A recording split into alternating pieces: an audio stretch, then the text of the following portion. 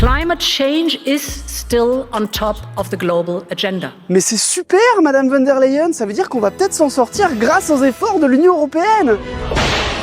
Windmills all over the place. It's a horrible thing. It's the most expensive form of energy. Eh ben en fait, non. Dommage.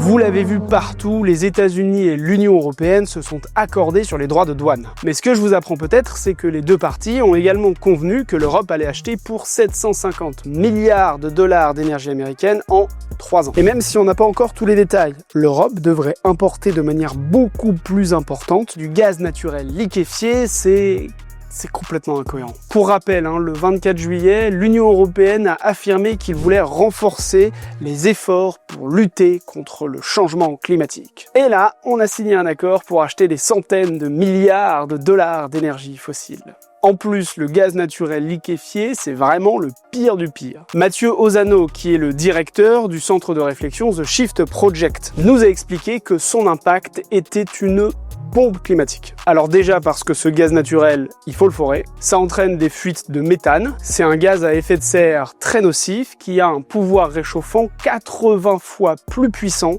que le CO2. Ensuite, ce gaz naturel, il faut le transporter, ça se fait par pipeline. Il faut le liquéfier en le refroidissant à une température très basse, l'expédier dans de grands bateaux qu'on appelle des méthaniers, et évidemment, à la fin de tout ça, il faut le consommer.